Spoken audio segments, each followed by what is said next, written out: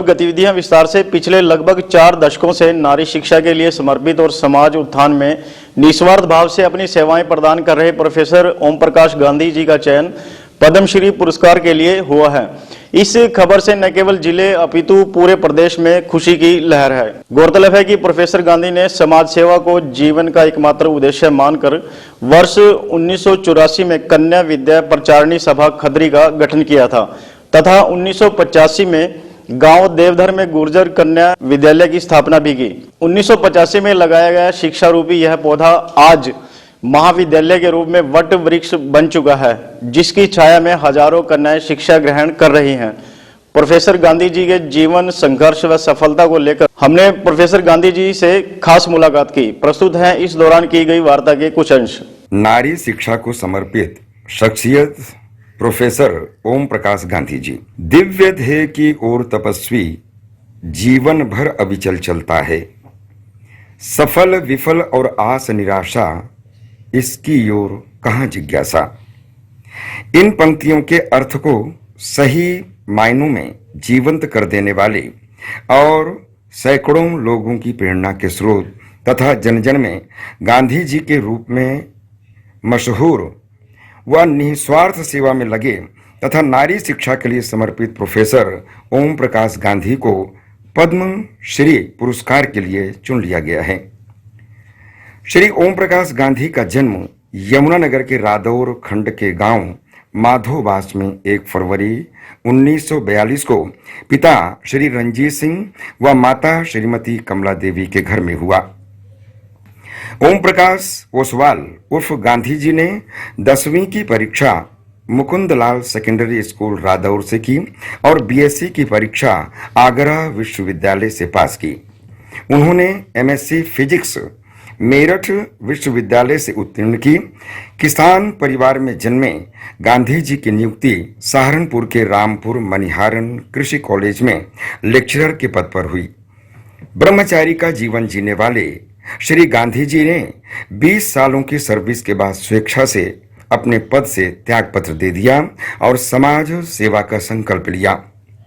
समाज सेवा को जीवन का उद्देश्य मानते हुए गांधी जी ने 1984 में कन्या विद्या प्रचारिणी सभा खदरी का निर्माण किया। तत्पश्चात 1985 में ग्राम देवधर की 12 एकड़ भूमि पर गुर्जर कन्या गुरुकुल की स्थापना की, जो कि यह संस्था अब डिग्री कॉलेज का रूप धारण कर चुकी है। अपनी सादगी व स्पष्टवादिता से प्रभावित करने वाले गांधी जी ने गांव-गांव घूमकर संस्था के लिए करोड़ों रुपयों की राशि एकत्रित कर गुरुकुल संस्थान की स्थापना की। गांधी जी के प्रयासों से संस्था दिन दोगुनी रात चौगुनी तरक्की कर रही है। गत 14 जनवरी को जगाधरी में सम्राट मिहिर भोज गुरुकुल विद्यापीठ का शिलान्यास हरियाणा के मुख्यमंत्री श्री मनोहर लाल ने किया। लगभग 4 एकड़ में बनने वाले इस आधुनिक गुरुकुल पर 25 करोड़ रुपए खर्च आने का अनुमान है। इसके पीछे भी यदि किसी की साधना है तो वह है प्रोफेसर श्री ओम प्रकाश गांधी जी। निश्चित रूप से गांधी जी संपूर्ण समाज की प्रेरणा के अजस्र स्रोत हैं। प्रोफेसर श्री ओम प्रकाश गांधी जी को भारत सरकार के प्रतिष्ठित नागरिक सम्मान पद्मश्री से सम्मानित किए जाने पर मंगल बधाइयां और शुभकामनाएं। दर्शकों, इस समय हमारे साथ हैं श्री ओम प्रकाश गांधी जी। इनका एक संक्षिप्त परिचय मैं आपको देना चाहूँगा। यूँ तो ये किसी भी परिचय के मोहताज नहीं हैं। अभी हाल ही में केंद्र सरकार के द्वारा पद्मश्री सम्मान की घोषणा की गई, तो हमारे लिए, पूरे जिला वासियों के लिए, प्रदेशवासियों के लिए बड़ा सौभाग्य का और हर्ष का विषय है कि इनको ओम प्रकाश गांधी जी को पद्मश्री सम्मान के लिए चयनित किया गया है। और मैं बताना चाहूँगा कि शिक्षा के क्षेत्र में इनके द्वारा जो कार्य किया गया है वह कार्य संपूर्ण समाज के लिए उदाहरण बनकर सामने आया है। जो आर्य कन्या महाविद्यालय है उसकी जो नींव, जो हम कह सकते हैं जो नींव रखी है, वो इन्हीं के द्वारा रखी गई थी। और जो नारी शिक्षा के क्षेत्र की बात करते हैं तो उस क्षेत्र में इनका बहुत ही महत्वपूर्ण योगदान रहा है, जिसको देखते हुए केंद्र सरकार ने ओम प्रकाश गांधी जी को पद्मश्री सम्मान के लिए चयनित किया गया है। सर, सबसे पहले तो हम आपको बहुत बहुत बधाई देना चाहेंगे और बहुत धन्यवाद। आप को इस सर्वश्रेष्ठ सम्मान से नवाजा जा रहा है सरकार के द्वारा, तो इस विषय में आप क्या कहना चाहेंगे? सभी दर्शकों का बहुत बहुत अभिनंदन, स्वागत। इस संबंध में तो यही कहना चाहूँगा कि ये बहुत हजारों लोगों का सहयोग इसमें रहा है काम में। जिससे भी जिस प्रकार का सहयोग मांगा उसने सहयोग दिया है। और ये काम देहाती क्षेत्र में कन्या के शिक्षा के प्रचार प्रसार का कार्य 3-4 दशक से चल रहा है और उसमें निरंतर प्रगति पर ये कार्य रहा है। प्राइमरी से 4ठी क्लास से शुरू करके आज कॉलेज तक की शिक्षा वहाँ पर है। कई 5-6 प्रदेशों की, उत्तर प्रदेश, उत्तराखंड, हरियाणा, दिल्ली, हिमाचल और पंजाब से कन्या यहाँ पर पढ़ने आती हैं। तो ये सब लोगों की मेहनत का एक परिणाम है और मुझे इसको बीच में लेकर के मुझे निमित्त बनाया गया है। परमात्मा ने बनाया है, समाज ने बनाया है। बस मैं तो यही कह सकता हूँ कि सरकार ने इसको मान्यता दी है, तो जो भी इसका कार्य करने वाले हैं उनको एक बल मिला है और आगे इस परिकल्पना को आगे और ज़्यादा साकार करने के लिए हमें बल मिलता है। गांधी जी, जो व्यक्ति संपूर्ण होता है स्वयं में, वह कभी भी ये नहीं कहता कि वो उनके द्वारा कुछ ऐसा कार्य किया गया है।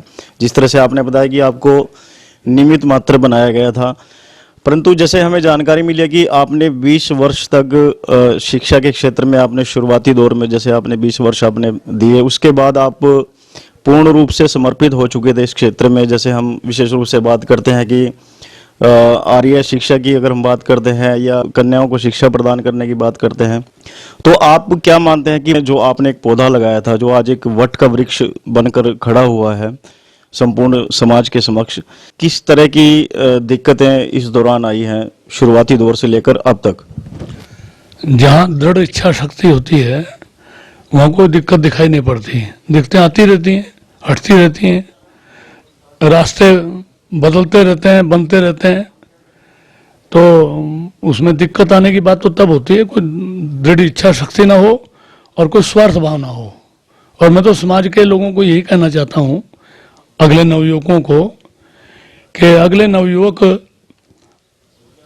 जो राजनीति की अंधी दौड़ है, पैसा कमाने की अंधी दौड़ है, उसकी तरफ लग रहे हैं। समाज के कार्य के लिए कुछ लोगों का समर्पण होना चाहिए। भारत की पुरानी परंपरा है ये कि लोग अपना घर बार छोड़ करके और समाज के कल्याण के लिए कार्य करते थे। तो वो परंपरा चलनी चाहिए और चल भी रही है। ये तो काम चलो हुआ ही है, और भी देश में बहुत काम हो रहे हैं, बड़े बड़े काम हो रहे हैं। विद्या भारती कर रही है, डीएवी संस्थाएं कर रही हैं और सिख संस्थाएं कर रही हैं, सनातन धर्म की संस्थाएं कर रही हैं। बहुत बड़ा देश में एक व्यापक आंदोलन चल रहा है। भारत की जो पुरानी परंपरा है, वैदिक परंपरा, उसको पुनर्जीवित करने की और जो सांस्कृतिक राष्ट्र की अवधारणा है उसको जमीन पर लाने की बात चल रही है। हमारा भी ऐसा ही प्रयास था। जितना कुछ हमने उसमें किया है, सरकार ने उसको मान्यता दी है, तो बहुत अच्छा लग रहा है हमें ये। गांधी जी, आपका जो दिनचर्या है, जो आपका जीवन है, और पिछले कई वर्षों से आप इस क्षेत्र के प्रति समर्पित हैं, तो आपका जैसे स्वास्थ्य भी अभी हम देख रहे हैं कि पिछले कुछ दिनों से ठीक नहीं है स्वास्थ्य, लेकिन उसके बावजूद भी आप पूर्ण रूप से समर्पित रहते हैं शिक्षा को लेकर।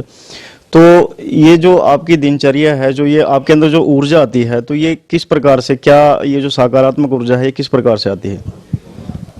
ये तो परमात्मा की कृपा है।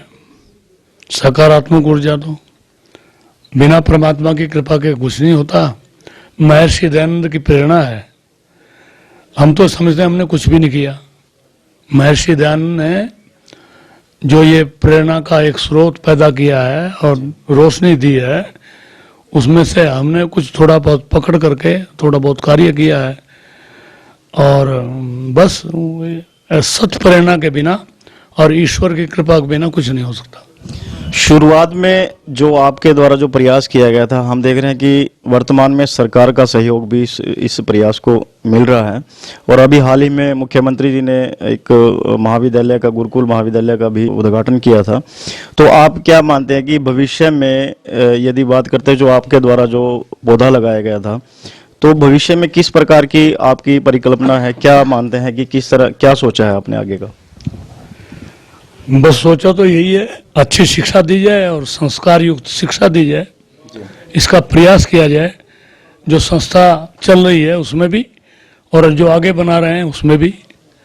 और बिना संस्कारों के शिक्षा का कोई ज़्यादा महत्व नहीं है, तो संस्कार युक्त शिक्षा दी जाए, ये हमारा लक्ष्य है।